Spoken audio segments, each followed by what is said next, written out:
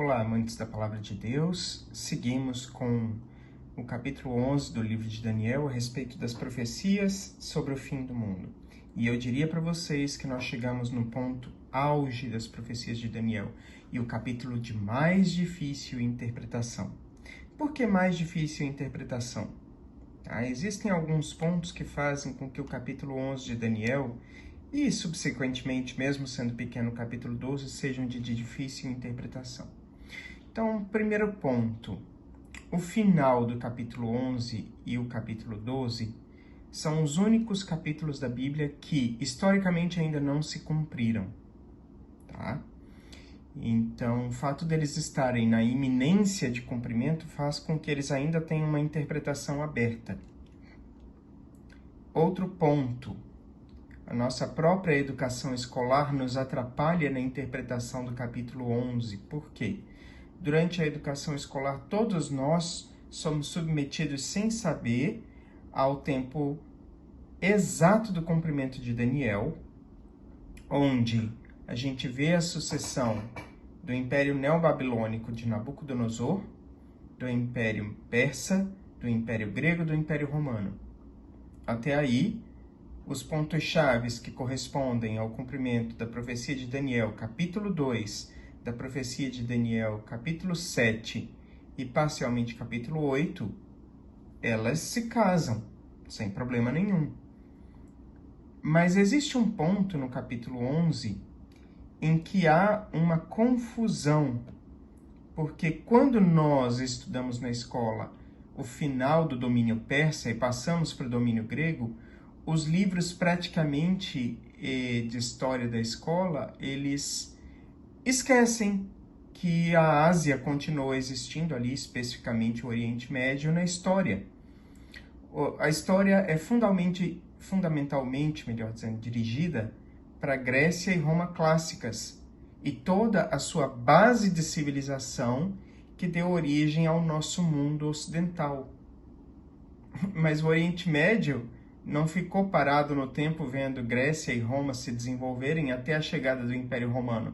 Elas não ficaram congeladas. A sensação que a gente tem ao ler é que elas ficaram congeladas esperando o Império Romano vir tomar aquelas terras. E aí a história voltou a funcionar por ali. Não foi bem assim. A história do Oriente Médio continua sendo riquíssima ao longo desse tempo. E após a morte de Alexandre Magno, todo o império conquistado por ele, um território de 3 milhões de quilômetros quadrados do mundo conhecido, precisou ser reorganizado e às pressas. Os 4 generais, para começo de conversa, não conseguiram entrar num consenso. E ao invés de escolher um líder supremo entre eles, eles simplesmente retalharam em 4 o império. Então, da parte europeia, eles tiveram que se reorganizar. E eles ficaram na Grécia sob o domínio do rei grego, até que, pela sua fraqueza, e quando eu chamo de rei grego aqui, eu estou falando, na verdade, de um rei macedônico, até que pela sua fraqueza, os romanos dominaram. Ok? Então, o que aconteceu no Oriente Médio? Houve uma tentativa de dominação também no Oriente Médio, mas a verdade é que nenhum dos 2 reis, tanto o rei da Síria, que ficou com a porção Síria e Ásia Menor, quanto o rei do Egito, conseguiram uma preponderância, até que ambos caíram diante dos romanos, certo? Resumo histórico à parte, o que vai versar a maior parte do tempo aqui? A guerra entre os reis que comandaram ali o Oriente Médio, ao norte e ao sul de Jerusalém. E como eu disse, é difícil de entender porque nós não estudamos esta parte na escola. E isso é o que torna a interpretação tão complicada. Outra coisa, a interpretação em um dado momento, ela se move, ela não fica estática. A maior parte dos autores e eclesiásticos fica estático como se a interpretação de Daniel 11 estivesse a descrever a eterna batalha entre Antíocos e Seleucidas, melhor dizendo, e Ptolomeus, tá? Reis do norte e sul, respectivamente, Síria e Egito. E ficou nessa batalha, e está o mundo até hoje nessa batalha. Essa batalha já acabou, mas eles acham que está o mundo até hoje. Não, tá? O norte e o sul vão se mexendo. Eles começam norte, Síria, sul, Egito, e de repente outros países que não eles tomam conta do espírito do rei do norte e do rei do sul, chegando até os nossos dias. Isso é importante, tá? É difícil, eu compreendo. Nós vamos trabalhar neste primeira parte do vídeo até o capítulo, o verso 15 do capítulo 11, melhor dizendo. E por que nós vamos trabalhar? Porque esta parte realmente é a grande luta entre o rei do norte e o rei do sul originais, entre Seleucidas e Ptolomeus, certo? A partir daí, há duas vertentes. Uma popular, que continua versando sobre a guerra entre esses dois, e outra menos popular, que eu acredito ser a mais correta, e eu vou dizer o porquê, tá? Em que esta guerra é substituída e os personagens que são o norte e o sul também são substituídos. Eu não penso que eu vou conseguir fazer esse capítulo 11 em menos do que 3 ou até 4 tomadas. Não sei quanto tempo eu vou tomar, tá? Mas aqui peço para que vocês prestem atenção, porque é muito detalhe e a gente não pode se perder nestes detalhes, ok? Então, vai ser um pouquinho maçante, mas eu vou dividir o vídeo para não ficar pesado para vocês. Sem mais delongas, vamos embora, tá? Então, vamos fazer um link entre uma ponte entre Daniel 10 e o começo, Daniel 11, tá? Então, no final de Daniel 10, o anjo Gabriel está conversando com o profeta Daniel e ele explica que ele veio para combater o príncipe dos persas para que o templo de Jerusalém fosse reconstruído, a sua reconstrução voltasse, né? E é explicado todo o mundo espiritual, é explicado a primazia do comandante do exército do céu, Miguel. Eu expliquei quem penso ser Miguel, ok? Mas o final do capítulo 10, então, encerra assim. Sabe por que eu vim a ti, Daniel? Tá? Eu vim para pelejar contra o príncipe dos persas e, né, contra as suas hostes espirituais, fazer cumprir a reconstrução do templo, mas eis que saindo eu, né, Gabriel e o príncipe da Pérsia também saindo, vai vir o príncipe da Grécia. Eu te declarei o que está registrado na Escritura da verdade, e ninguém há que anime contra aqueles, ou seja, que seja capaz de lutar contra aqueles quens? O príncipe da Pérsia e depois o príncipe da Grécia, senão Miguel, vosso príncipe. Encerra o capítulo 10, no capítulo 11 é dito o seguinte: eu, pois, eu quem? Daniel está escrevendo. Eu, pois, né, Daniel, no caso, sujeito oculto, no primeiro ano de Dario o Medo, levantei-me para animá-lo e fortalecê-lo. Em que sentido? Ele era conselheiro da corte persa, assim como tinha sido da corte babilônica. E ele se levantou para explicar essas visões que ele teve, fortalecer a Dario a tomar a decisão correta. Qual decisão correta? Reconstruir o templo de Jerusalém, autorizar, tá? E olhem só como Satanás tentou impedir por todos os meios possíveis e impossíveis a reconstrução do templo de Jerusalém. No ano bíblico do corrente ano, nós estamos passando por reis.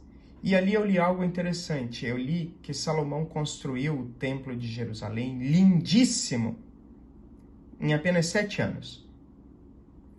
Em compensação, o segundo templo, que nem de longe chegava a ter a beleza, a glória, o esplendor, a arquitetura do Templo de Salomão, levou mais de 40 anos para ser construído. Por que levou mais de 40 anos? Porque começa e para, e se vocês lerem o livro de Esdras, tá?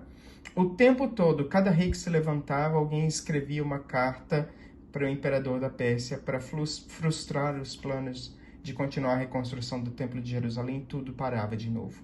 Então, um templo inferior levou mais tempo para ser construído por causa desse comece para, tá, constante. E Daniel levantou, foi fazer a parte dele para animar o imperador persa a tomar a decisão correta, autorizar a reconstrução do Templo de Jerusalém.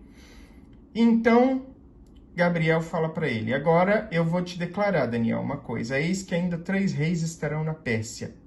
E o quarto acumulará grandes riquezas mais do que todos, e tornando-se forte por suas riquezas, suscitará a todos contra o reino da Grécia. Eu vou ter que parar verso a verso para a gente pescar e entender o que está acontecendo. Então, os próximos reis lembram como é que a gente interpreta a Bíblia? Comparação de texto com texto. Então, não estou forçando a barra em colocar esses reis, tá? Inclusive porque o texto é muito específico, reis da Pérsia. A Pérsia era uma coalizão de 2 reinos.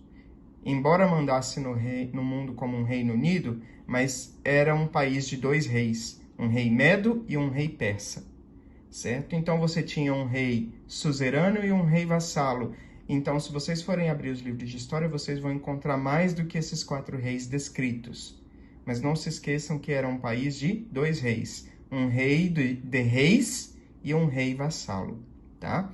E o rei da Média, ele governava simultaneamente a Média e a província de Babilônia, enquanto o grande imperador era persa. Quais são esses reis? Descritos inclusive no livro de Esdras: Cambises, Esmerdes, Dario e Xerxes. Quem foi Xerxes?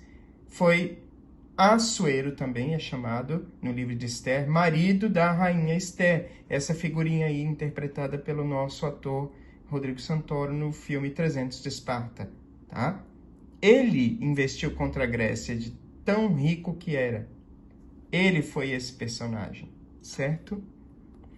Então, em Esdras 4, nos versos 5, 6 e 24, está escrito o seguinte: alugaram contra eles, contra os construtores do Templo de Jerusalém, conselheiros para frustrarem o seu plano, todos os dias de Ciro, o rei que está descrito no capítulo 10 de Daniel, o rei da Pérsia, até o reinado de Dario, a quem Daniel se levantou para ajudar. E no reinado de Assuero, caramba, já tinha passado até os outros 2, já tinha passado Cambises, já tinha passado aqui Esmerdes. No reinado de Dario, rei da Pérsia, no reinado de Assuero, pós-Dario, no princípio do seu reinado, escreveram uma acusação contra os habitantes de Judá e de Jerusalém. Então cessou a obra da casa de Deus que estava em Jerusalém, e cessou até o ano segundo do reinado de Dario, rei da Pérsia. Quem ajudou Dario? Daniel. Ele ajudou, tá? E como Daniel ajudou? Descrevendo todas essas visões espirituais que ele teve, tá? Então, Dario, ele ajudou Ciro, ajudou a Dario, mas depois, infelizmente, faleceu. E aí, nos reinados subsequentes, inclusive de Ahassueros, que foi o último, o que investiu contra a Grécia, já não havia mais o profeta Daniel, e os judeus lutaram em oração para finalizar o seu templo. Mas conseguiram. O templo onde Jesus passou, inclusive aquele templo foi melhorado posteriormente, tá, pelo rei Herodes. Tanto que ele ficou conhecido como Templo de Herodes por causa da reforma e embelezamento do templo que ele havia feito. Tá? Então, depois se levantará um rei valente. Então, depois daqueles 4 reis persas, certo? Se levantaria um rei valente que reinará com grande domínio e fará o que lhe aprouver. Mas estando ele em pé, o seu reino será quebrado e será repartido para os 4 ventos do céu, mas não para a sua posteridade, nem tampouco o seu domínio com que reinou, porque o seu reino não será arrancado. Ele passará a outros que não eles. Então, nós temos aqui, tá, a comparação com outros textos de próprio Daniel, especialmente Daniel 8, existe um paralelismo entre Daniel 11 e o Daniel capítulo 8, muito, muito grande, certo? Em Daniel 8 nós lemos que, estando eu considerando, eis que vinha um bode do ocidente sobre a terra, mas sem tocar o chão, ou seja, numa velocidade tão incrível que esse bode estava voando. E aquele bode tinha um chifre insigne, ou seja, majestoso, pomposo, grande entre os olhos. Dirigiu-se ao carneiro que tinha 2 chifres, a Média e a Pérsia, que tinha visto em pé diante do rio, e correu contra ele no ímpeto da sua força. Viu chegar perto do carneiro, enfurecido contra ele, ferindo-o, quebrou-lhe os 2 chifres, pois não havia força no carneiro para lhe resistir. O bode o lançou por terra, o pisou aos pés, não houve quem pudesse livrar o carneiro de sua mão. Então aqui o grande bode peludo, rei da Grécia, no caso o primeiro rei, né? Alexandre o Grande. E o bode se engrandeceu sobremaneira, mas estando na sua maior força, vê como Daniel 11 está falando as mesmas palavras. Aquele grande chifre foi quebrado e no seu lugar subiram outros 4 para os 4 ventos do céu. Aqui está sendo descrita a morte de Alexandre o Grande. Ele morreu em Babilônia, ninguém sabe se envenenado, ninguém sabe se de malária, o certo é que morreu. A princesa tribal com quem ele havia casado foi assassinada também, e o filho dos 2 foi assassinado. E os 4 generais disputaram entre si quem ficaria com o quê, a ponto de não ter dado certo e eles terem que dividir o império em 4. E eu gosto muito dessa figura que eu obtive, porque essa figura mostra aqui os chifres, literalmente, nos 4 ventos do céu. Tá? Então, nós temos aqui o mapa do Oriente Médio, a rosa dos ventos, mostrando Seleuco ficando com o norte, Ptolomeu ficando com o sul, Cassandro com o Oriente, ele ficou aqui com a Pérsia e Babilônia, e Lisímaco com o Ocidente, ele ficou com a Europa, certo? E a partir aqui de Seleuco e de Ptolomeu, nós vamos ter as guerras entre os reis do norte, Seleuco, e do sul, Ptolomeu, ok? Será forte o rei do sul, ou seja, inicialmente ele diz que o rei do sul é mais forte. Mas um dos seus príncipes será mais forte do que ele. Ou seja, nós teríamos aqui, então, um faraó. Só que o faraó aqui já não é mais egípcio. Aqui nós temos um príncipe grego, desculpem, um príncipe grego tentando restaurar a força do Egito dos faraós. Então, nós tivemos aí um faraó grego forte que reinou poderosamente. Por que é que esse período específico e não todo o período é descrito? Eu já vou explicar para vocês. Seu domínio será grande, mas ao fim de alguns anos, eles se aliarão. A filha do rei do sul virá ao rei do norte para fazer um tratado, mas ela não reterá a força do seu braço, nem ele persistirá, nem o seu braço, porque ela será entregue e os que a tiverem trazido, e seu pai, e o que a fortalecia naqueles tempos. O que aconteceu? Tá, vamos voltar ao slide. Seleuco e Ptolomeu começaram a crescer demais, tá? Ao contrário de Cassandro, que ficou com o Oriente, e Lisímaco, que ficou com a Europa, o território governado por Seleuco e por Ptolomeu era muito pequeno, tá? E no meio dos dois estava Jerusalém. Já vou explicar a importância disso.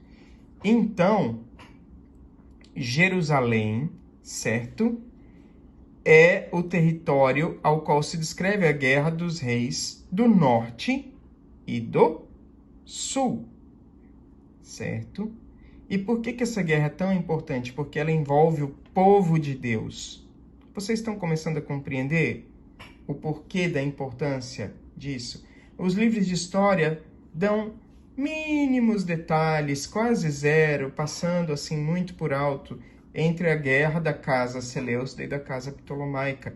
Mas para Deus, esta parte da história é muito importante, porque Cassandro e Lisímaco quase não mexeram com o povo de Deus. E o que interessa na Bíblia é a história sacra, aquela história que envolve o povo de Deus por onde viria o Messias.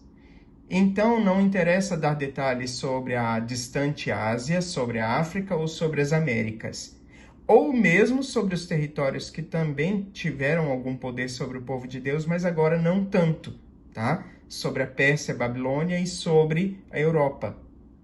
Interessava destacar 2 povos o povo Seleucida e o povo Ptolomeu, que agora estavam tentando dominar a região onde vivia o povo de Deus, e isso teria implicações para com o povo de Deus, tá? Então vamos ver como a guerra entre os reis do norte e do sul que começou envolveu o povo de Deus.